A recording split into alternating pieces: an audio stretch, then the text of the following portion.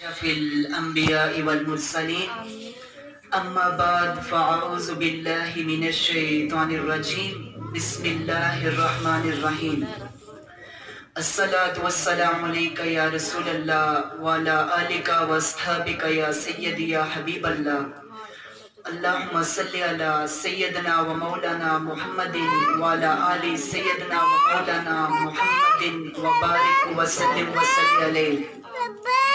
حمد و صلات کے بعد محتشم ناظرین و ناظرات، سامعین و سامعات، عالی مرتبت میزبانان محفل، السلام علیکم ورحمۃ اللہ وبرکاتہ۔ جیسا کہ آپ سب کو معلوم ہے کہ میں فوٹو فوبیا کا مریض ہوں۔ دن کے وقت میرے لیے سفر کرنا بہت دشوار ہوتا ہے سورج کی روشنی میں اور تیز روشنی میں، تو اس وجہ سے بہت سے لوگ محفل میں بلاتے ہیں تو مجھے نہ چاہتے ہوئے بھی انکار کرنا پڑتا ہے، لیکن آج تنویر انکل نے اتنی محبت سے اتنی چاہ سے بلایا تو میں نے اس محفل میں تشریف لے کر آیا ہوں۔ تو اللہ کے حکم سے جب میں گھر سے نکلا تو آسمان پر بادل چھا گئے اور میں بآسانی ادھر آپ کے سامنے پیش ہوا۔ اللہ تعالیٰ سے دعا ہے کہ میری زبان سے کلمات الحق جاری فرما دے۔ آپ سب کا زیادہ وقت نہیں لوں گا، آپ سب سے التماس ہے کہ چند لمحوں کے لیے اپنی توجہات کو میری جانب مرکوز کر لیجئے تاکہ کوئی بات آپ کے سینوں میں اتر جائے۔ اللہ تعالیٰ سے دعا ہے کہ میری زبان سے کلمات الحق کو جاری فرما دے۔ جیسا کہ اللہ جل شانہ نے موت کے فرشتے حضرت اسرائیل علیہ السلام سے پوچھا کہ اے اسرائیل، کبھی ایسا ہوا کہ آپ کو روح کسی انسان کی قبض کرتے ہوئے دکھ ہوا ہو، افسوس ہوا ہو، آپ کو رحم آ گیا ہو؟ تو حضرت اسرائیل فرمانے لگے کہ اے باری تعالیٰ، آپ جانتے ہیں کہ آپ کے حکم کے آگے میری مجال نہیں کہ میں انکار کر سکوں، لیکن اس کائنات میں دو شخصیت ایسی ہیں جن کی روح قبض کرتے ہوئے مجھے اتنا دکھ ہوا کہ آج بھی میں وہ بات سوچتا ہوں تو میرا دل کانپ پڑتا ہے۔ اللہ تعالیٰ ارشاد فرمانے لگے کہ اے اسرائیل، بتاؤ نا وہ کون سے دو موقع تھے؟ جہاں رک کے میں ایک بات عرض کرتا چلوں کہ اللہ تعالیٰ کے علم میں ہر شے ہے، لیکن یہ جو سوال ہے یہ صرف مجھے اور آپ کو بتانے کے لیے کیا گیا۔ اللہ تعالیٰ فرمانے لگے کہ اے اسرائیل، بتاؤ وہ کون سی دو شخصیات ہیں، وہ کون سے دو موقع ہیں جن پر آپ کو روح قبض کرتے ہوئے دکھ ہوا ہے، افسوس ہوا ہے؟ تو حضرت اسرائیل فرمانے لگے کہ اے باری تعالیٰ، پہلی مرتبہ جب سمندر میں ایک کشتی جا رہی تھی، آپ کے حکم سے بہت تیز طوفان آ گیا، کشتی سمندر میں ہچکولے کھانے لگی، دیکھتے ہی دیکھتے کشتی ڈوبنے لگی۔ آپ کا حکم ہوا کہ اے اسرائیل، اس کشتی میں جتنے مسافر ہیں ان کی روح کو قبض کر لو سوائے ایک عورت کے۔ آپ کے حکم سے میں نے سب انسانوں کی روحیں قبض کر لی، ایک عورت کو میں نے چھوڑ دیا۔ پھر آپ کا حکم ہوا کہ اس عورت کو محفوظ کر کے تحفظ کے ساتھ اس عورت کو ایک تختے پر پہنچا دیا جائے۔ ہم نے اس عورت کو قریب ہی ایک کشتی کے ٹوٹے ہوئے تختے پر بحفاظت پہنچا دیا۔ ادھر اس عورت نے ایک بچے کو جنم دیا۔ اے باری تعالیٰ، میں نے کہا کہ اب بیچ سمندر کی اس کے ہاں اولاد ہو گئی ہے، پھر آپ نے سمندر کی لہروں کو حکم دیا کہ اے لہروں، تحفظ کے ساتھ اس عورت اور اس کے بچے کو سمندر کے کنارے پر پہنچا دو۔ آپ کے حکم سے اس عورت کو اور اس کے بچے کو قریب سمندر کے کنارے پہنچا دیا گیا۔ پھر اے باری تعالیٰ، میں بہت خوش ہوا کہ چلو یہ محفوظ مقام پر پہنچ گیا، تو فوراً آپ کا حکم آ گیا کہ اے اسرائیل، اس بچے کی ماں کی بھی روح قبض کر لو۔ اب اس منظر کو آپ اپنے ذہن میں ایک منٹ کے لیے ذہن نشین کیجئے کہ کیسا یہ موقع ہوگا جب ایک ننھا سا بچہ پیدا ہو اور ماں اس وقت انتقال کر جائے۔ حضرت اسرائیل فرمانے لگے کہ اے باری تعالیٰ، میرا کلیجہ کانپ اٹھا کہ میں اس بچے کی ماں کی روح قبض کروں گا تو بیچ سمندر میں اس بچے کا کیا ہوگا؟ تو آپ کا حکم تھا، مجھے اس حکم کو پورا کرنا پڑا، میں نے اس بچے کی ماں کی روح کو قبض کر لیا۔ اب بیچ سمندر میں وہ بچہ تنہا اکیلا رہ گیا، میں نے دیکھا نہ دائیں کوئی نہ بائیں کوئی شخص موجود نہیں ہے۔ میں بڑا حیران ہوا، مجھے پریشانی ہو رہی تھی۔ اے باری تعالیٰ، مجھے اس موقع پر بڑی پریشانی ہوئی، بڑا صدمہ ہوا۔ اللہ تعالیٰ فرمانے لگے کہ اے اسرائیل وہ دوسرا موقع بتاؤ جب تمہیں کسی کی روح قبض کرتے ہوئے دکھ ہوا۔ حضرت اسرائیل فرمانے لگے کہ اے باری تعالیٰ، شام کا بادشاہ شداد جس نے آپ کے مقابلے میں بے شمار سال لگا کر زمین پر اپنی جنت تیار کرائی تھی، اس نے اپنے غلاموں سے اپنے مزدوروں سے بولا تھا کہ اس پہ اربوں خربوں روپیہ لگا لو، لیکن ایسی جنت تیار کرنا جو رب کے مقابلے میں میری جنت آ جائے۔ اللہ اکبر، اس نے بے شمار محنت کی، بے شمار سال لگائے، اور اس نے دل میں تہیہ کر رکھا تھا کہ میں اپنی بنائی ہوئی جنت کو تب دیکھوں گا جب یہ پوری بن جائے گی۔ اے باری تعالیٰ، اس نے اتنے دن رات لگا کر جب جنت بنائی نا، تو پھر وہ دن آ گیا جب اس کی جنت تیار ہو جاتی ہے۔ اس کے مزدور، اس کے مستری صاحب اس کے پاس حاضر ہوئے کہ اے بادشاہ سلامت، ہم نے آپ کی جنت تیار کر دی ہے، اربوں روپے اس پہ خرچہ آیا ہے، بہت خوبصورت ہم نے آپ کی جنت تیار کی ہے۔ تو بادشاہ شداد تھا، بڑا خوش ہوا، بہت خوش ہوا، تو بڑے پروٹوکول کے ساتھ اپنے گھوڑے پر سوار ہوا کہ میں اپنی جنت میں تشریف لے جاؤں۔ بڑے پروٹوکول کے ساتھ جس وقت جنت کے قریب جاتا ہے تو دیکھتا ہے کہ بڑے لاکھوں کی تعداد میں کنیزیں اس کے استقبال کے لیے کھڑی ہوئی ہیں، اس کے اوپر پھول نچھاور کر رہی ہیں۔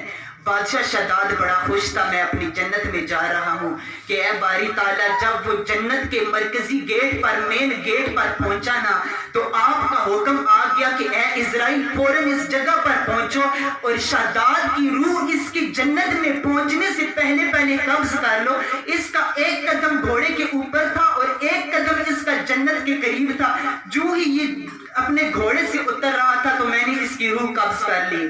اے باری تعالیٰ، مجھے بہت افسوس ہوا کہ اس بیچارے نے اتنے سال لگا کر، اتنا عرصہ لگا کر، اتنی صدیاں لگا کر جنت تیار کی ہے اور آخر یہ اپنی جنت کو دیکھ بھی نہیں سکا۔ اے باری تعالیٰ، آپ کا حکم تھا، میں نے اس کی روح قبض کر لی۔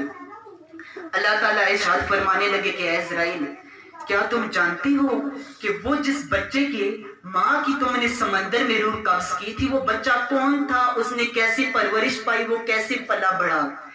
حضرت اسرائیل فرمانے لگے کہ اے اللہ تعالیٰ، اے باری تعالیٰ، آپ ہی ہر ظاہر و پوشیدہ چیز کا علم رکھتے ہیں، آپ ہی بتا دیجئے۔ تو اللہ تعالیٰ فرمانے لگے کہ اے اسرائیل، جب تم نے بیچ سمندر اس کی ماں کی روح قبض کی تھی نا، ہم نے سمندر کی لہروں کو حکم دیا کہ اے لہروں، تحفظ کے ساتھ اس بچے کو قریبی ایک خوبصورت جزیرہ ہے، ادھر اس بچے کو پہنچا دو۔ ہم نے پھولوں کو حکم دیا کہ اے پھولوں، آج میرے حکم سے اس کے نیچے بچھ جاؤ، اپنے خوبصورت پھولوں کو جمع کرو، اس کے لیے بستر بنا دو۔ تو بڑے خوبصورت پھولوں کے ساتھ ہم نے اس کے لیے بستر تیار کروایا۔ اے اسرائیل، ہم نے سورج کو حکم دیا کہ اے سورج، اپنی تیز شعاؤں سے اس بچے کو نقصان نہیں پہنچانا۔ ہم نے بادلوں کو حکم دیا کہ اے بادلوں، آج ذرا دیکھ کر برسنا، اس بچے کے اوپر تمہاری بارش نہ آئے، اس سے ذرا ہٹ کے برسنا۔ اے اسرائیل، ہم نے درختوں کو حکم دیا کہ اے درختوں، آج میرے حکم سے جھک جاؤ، اپنے میٹھے میٹھے پھلوں کی رس اس بچے کے منہ میں آج نچوڑ دو۔ اللہ اکبر۔ اے اسرائیل، ہم نے بڑے خوش آواز پرندوں کو اس بچے کے پاس بھیجا کہ جاؤ، جا کر اس بچے کا دل بھی بہلے، یہ بچہ پریشان نہ ہو، یہ بچہ اداس نہ ہو۔ تو ہم نے پرندوں کو اس کے پاس بھیجا کہ اس بچے کا کسی طرح دل لگا رہے۔ اور اے اسرائیل، ہم نے اس بچے کی نشو و نما کے لیے نا قریبی جنگل میں ایک جانور کی ڈیوٹی لگائی کہ اے جانور، تو جا، اس بچے کو تو دودھ پلا کر آیا کر اور اس کی حفاظت کریں کہ اس کو کوئی خطرناک جانور آ کر نقصان نہ پہنچا دے۔ وہ جانور آتا، اس بچے کو دودھ پلاتا اور یہ بچے کی پرورش ہوتی رہی۔ یوں ہی دن گزرتے کہ وہ بچہ تھوڑا پلتا بڑھتا رہا۔ تو کچھ دن گزرے تو دور سے ایک بادشاہ کا شکار کھیلتے کھیلتے اس خوبصورت جزیرے میں آ گیا۔ وہ شکار کھیلتے کھیلتے آیا تو اس نے دیکھا کہ ادھر پھولوں کی سیج کے اوپر ایک بچہ لیٹا ہوا ہے۔ تو بادشاہ نے دیکھا تو اس نے اس بچے کو اپنے ہاتھوں میں اٹھا لیا اور اپنے محل میں لے گیا۔ تو بادشاہ کی چونکہ اولاد کوئی نہیں تھی تو بادشاہ بڑا خوش ہوا، اس نے اس بچے کو نا اپنا بیٹا بنا لیا۔ اللہ اکبر۔ اے اسرائیل، تم جانتے ہو نا، اس کی ماں کی تم نے بیچ سمندر میں روح قبض کی تھی، پھر اس بچے کو کیسے ہم نے پالا پوسا، اس بچہ یہ کیسے بڑا ہو رہا تھا۔ اللہ اکبر۔ اسرائیل، اب ہم نے اسے ایک بادشاہ کے گھر میں بھیج دیا۔ اسرائیل، اب وہ دن بھی آ گیا کہ اس بادشاہ کا انتقال ہو جاتا ہے۔ پھر اس کے جو تخت و تاج کا وارث بنانا وہی بچہ بنا. اب اس بچے کو ہم نے اس کے تخت و تاج پہ بٹھا دیا. اے اسرائیل ہم نے اسے اتنی عزتوں سے نوازا, آج وہ تخت و تاج کا بادشاہ بن چکا ہے. اے اسرائیل پھر تمہیں پتہ ہے اس نے کیا کیا؟ اسرائیل ہم نے اسے تخت و تاج کیا عطا کر دیے, اس نے تو میرے لوگوں کا تختہ ہی الٹنا شروع کر دیا. ہے اسرائیل اس نے بڑی ناشکری کر دی, آج وہ سرکشی کر بیٹھا.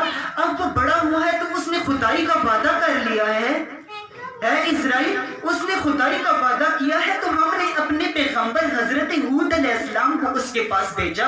حضرت ہود علیہ السلام نے اسے بڑا سمجھایا کہ اے انسان تو ایسا نہ کر, تو خدائی کا دعویٰ نہ کر, اللہ جل شانہ کو ایک مان, اللہ تعالیٰ کی عبادت کر. وہ کہنے لگا کہ اگر میں تمہارے اللہ کو مان لیتا ہوں تو بدلے میں مجھے کیا ملے گا؟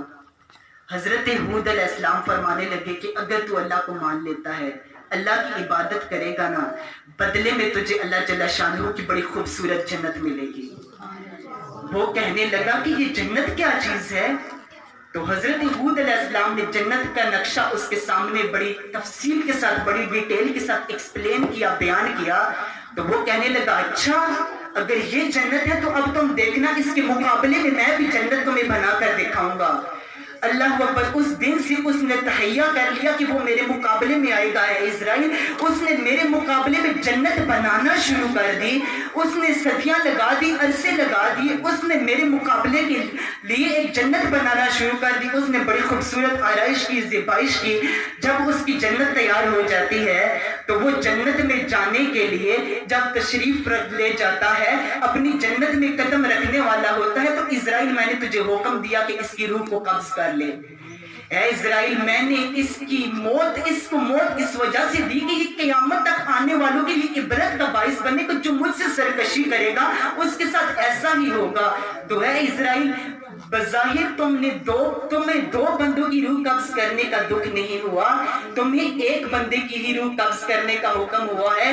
یہ جو سمندر والا بچہ تھا اور وہ جو شداد یہ وہی بندہ تھا جس نے خدائی کا دعویٰ کیا, اسی کی ہم نے پرورش کی, اسے ہم نے پالا پوسا, بڑا کیا, بڑا ہو کے اس نے ناشکری کی اور سرکشی کر بیٹھا, یہ وہی شداد تھا. اللہ اکبر. تو صاحبو آج اللہ تعالیٰ کے سامنے سجدہ ریز ہو جاؤ, پنج گانا نماز کو اپنا شعار زندگی بنا لو جائے گا. اللہ تعالیٰ سے دعا ہے کہ اللہ تعالیٰ سنائے پہ عمل کرنے کی توفیق عطا فرمائے. اللہ تعالیٰ ہمارے تمام صغیرہ و کبیرہ گناہوں کو معاف فرمائے. اللہ تعالیٰ میزبانان محفل تنویر انکل کے گھر پر اپنی خصوصی رحمتوں برکتوں کا نزول فرمائے. اللہ تعالیٰ ان کے بیوی بچوں کو صحت و تندرستی والی زندگی عطا فرمائے. اللہ تعالیٰ ان کی والدہ محترمہ صاحبہ کا سایہ تا دیر ان کے سروں پر سلامت رکھے, اور سب سے بڑھ کر کے ان کے والد محترم کی قبر پر اللہ کروڑوں رحمت و برکتوں کا نزول فرمائے. وما توفیقی الا باللہ.